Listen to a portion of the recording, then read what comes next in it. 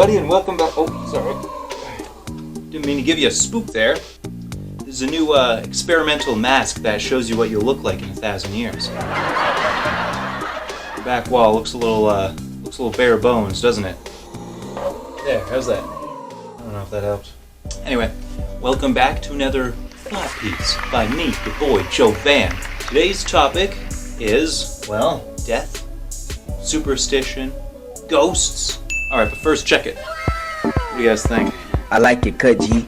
Rocking that Canadian lifestyle? Looking pretty good? Okay, so where do we start with this subject?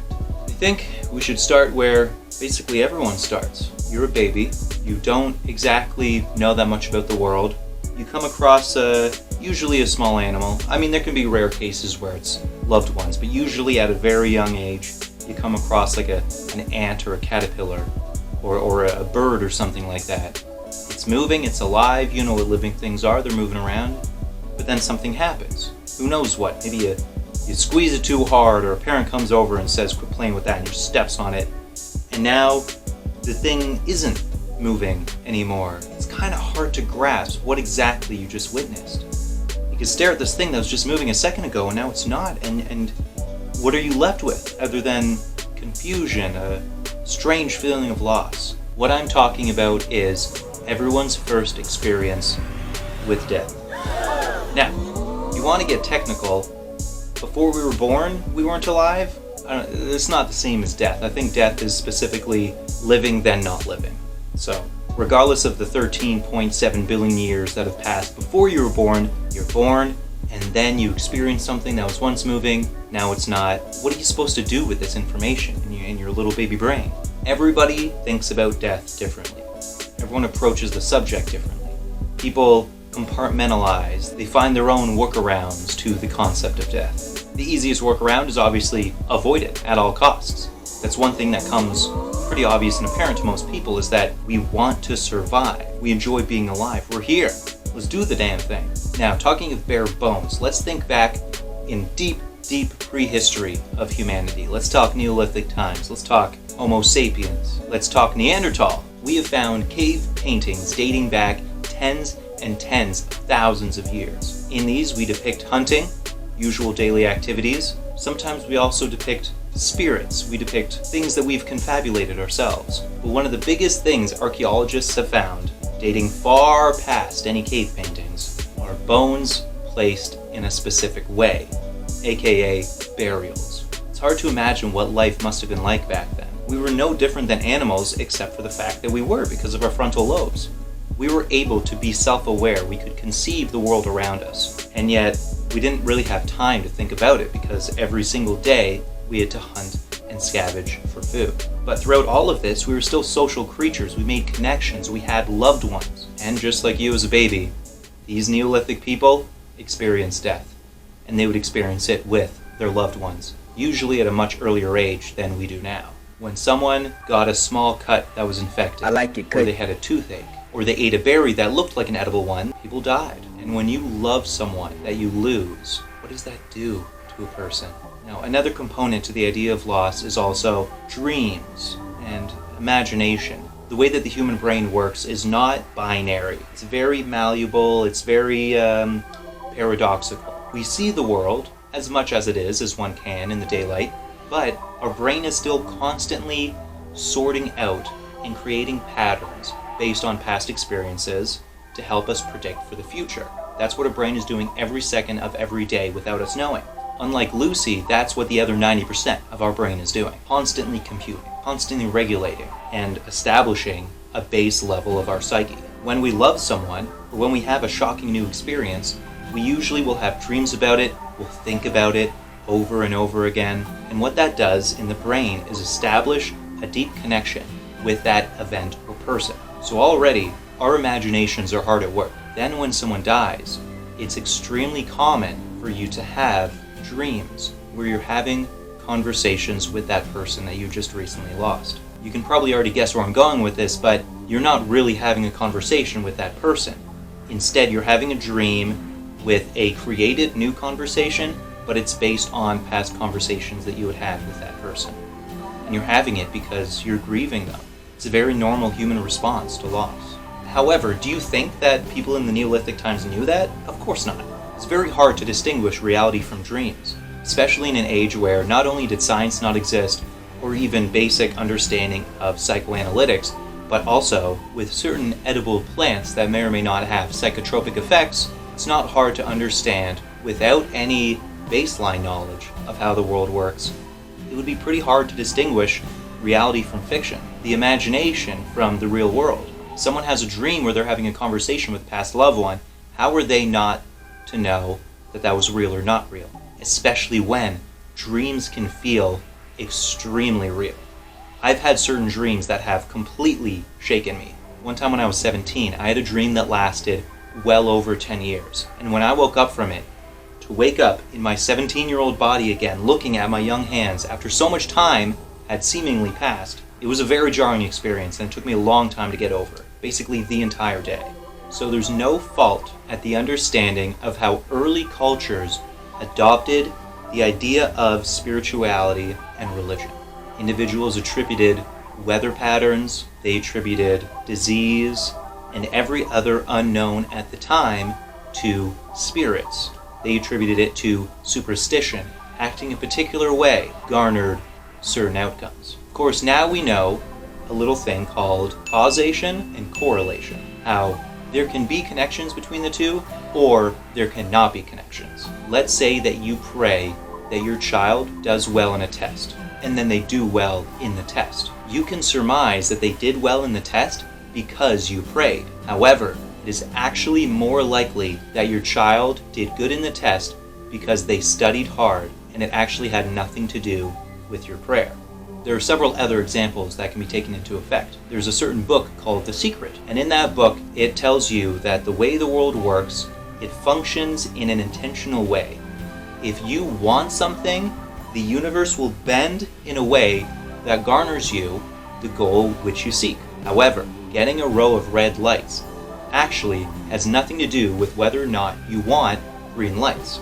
A very good example of this is how people in impoverished nations, children, will starve and die. Based on The Secret's understanding, it is basically saying that those children that just starved and died happened because they just didn't want food enough.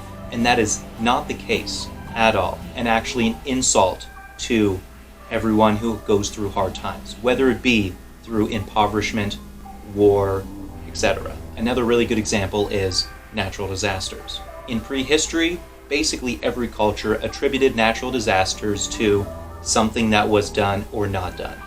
Either it was some kind of curse placed upon them, or it was a lack of prayers or offerings being given to their gods at the time. When in actuality, what happens in natural events are not caused by humans at all. Unless, of course, it's a slow process of constantly pumping CO2 or methane into the atmosphere. But in Neolithic times, humans were not coordinated enough to create that kind of effect on the environment. So now back to the idea of ghosts, ghouls and spooks of all kinds. I've heard an argument be brought up quite a lot, which is, how could it possibly not be a fact of the world that ghosts exist if every single culture has a form of ghosts? And there have been countless testimonies given by people that they have had paranormal experiences. And I kind of gave a basic example of how the human brain works earlier, but I think it's important to lay it out in a different kind of way. Instead of thinking that we're this single thing, you have to try to think of a human body as a community. It's a collection of people, and they're playing the telephone game. So it's like the eyes are a different person than the brain. The eyes tell the brain what it's seeing. Then the brain takes the information, let's say it's like a fax or something, and it looks at the information and says, okay, you're seeing blue car, you're seeing white clouds, you're seeing grass beneath your feet, and there's motion happening, and see you going forward. So this is happening with all of the other senses as well. Sense of touch, sense of temperature, the sense of taste, the sense of distance from the body to its other limbs attached to it. There's several senses. I think there's over 20 senses. And all of these work in conjunction, telling the brain, which collects all of this information, every split second basically, what's going on and what's most likely to happen to help predict it for the future. In this game of telephone, The brain is also doing its own thing, aside from just receiving this information. It's also coming up with ideas. It's imagining scenarios. It does this all the time. If anything, it's actually the number one cause for stress, anxiety, and depression. It's this creation of an imagined future. We do it all the time. This pattern-seeking thing that our brain does, with or without our acknowledgement, is what makes us human. It's what makes us able to live in the world, but also it has several faults to it. And one of the faults is that you can imagine something that's there that isn't there, which is commonly referred to as a visual hallucination. You can hear things, you can hear footsteps in the night, but it turns out there's nothing there. And if you think this kind of a thing only exists for people who are schizophrenic, you're completely wrong. In actuality, everything that you experience is a hallucination. It's just an accurate hallucination versus when sounds are created by your brain, an inaccurate hallucination. I think this is a big thing that most people don't grasp when they think, well, someone told me a story that they experienced a ghost. They clearly must have. I'm not saying that the person who told the story is crazy. I'm instead saying that they had an inaccurate reading, which they then held onto deeply, because a lot of the time we base our intuition to be the ultimate factor of what's good or what's real. We can have an intuition about a certain type of person based on things that we don't even necessarily notice about them when we're talking to them.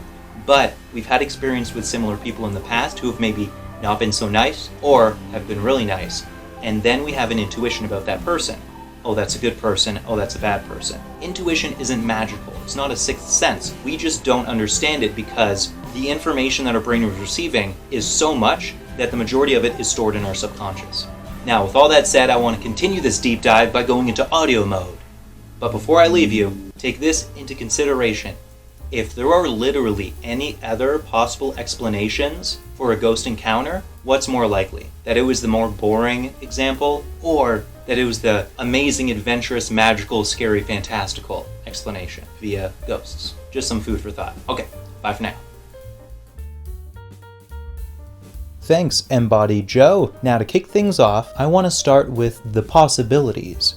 There are 3 possibilities to explain ghosts in my mind. That they are either sustained consciousnesses, the soul, or projections. If we want to honestly consider the validity of ghosts as a concept, we need to start by understanding these 3 things.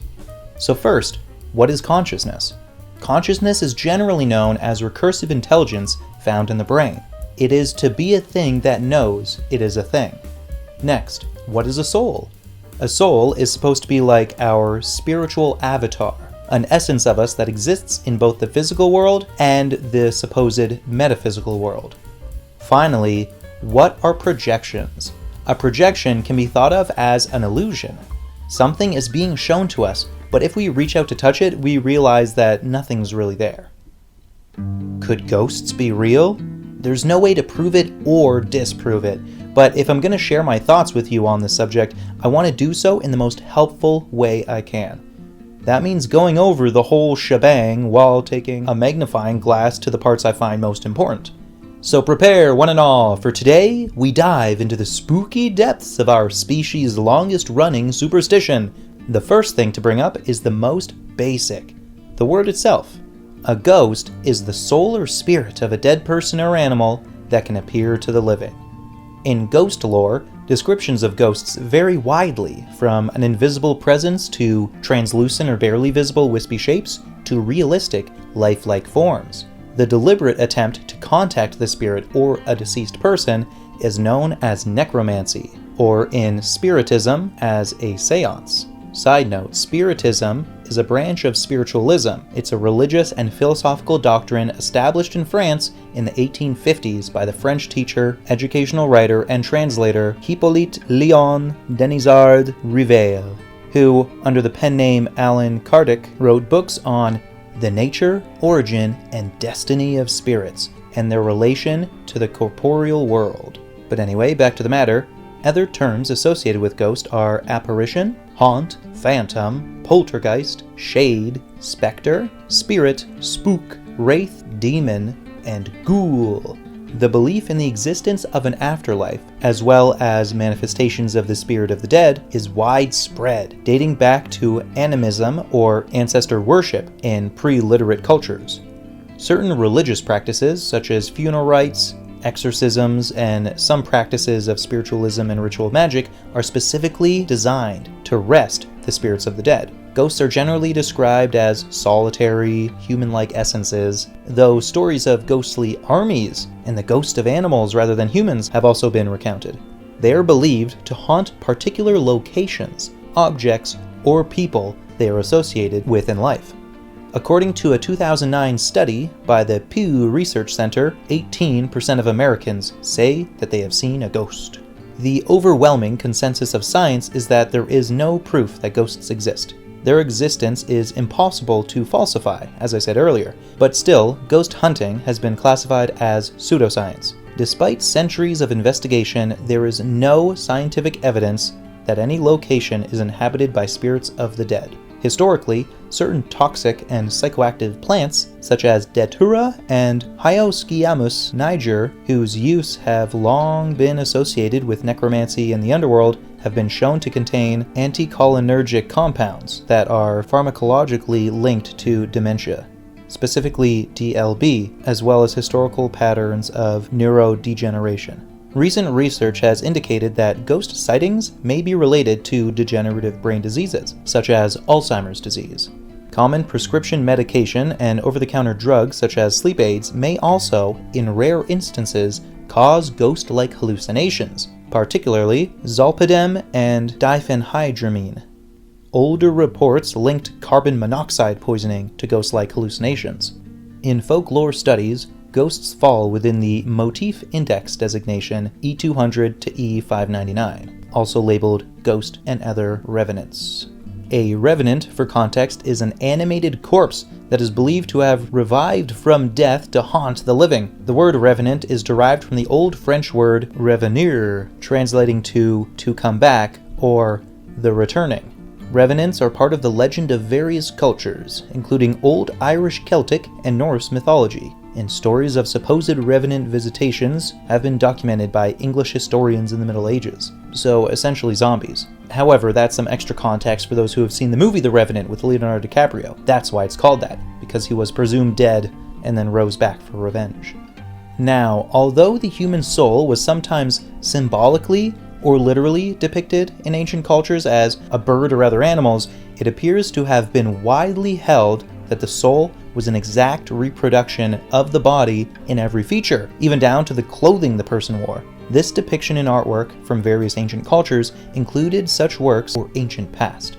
However, not all hauntings are at a place of a violent death or even of violent grounds. Many cultures and religions believe the essence of a being, such as the soul, continues to exist, to the point where some religious views argue that the spirit of those who have died have not passed over and are trapped inside the property where their memories and energy are strong. Now, with locale in mind, I want to add an extra segment to this video.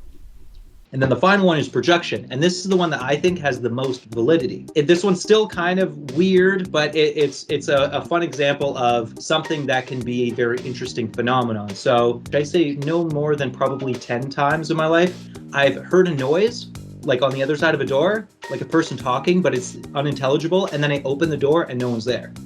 So what I think is happening is that my brain maybe hears a vent or something and then interprets it as a human voice, and it puts it in my head because it's guessing. Because when when the brain has limited information, it uses your past to predict what the current event or what the future is going to be.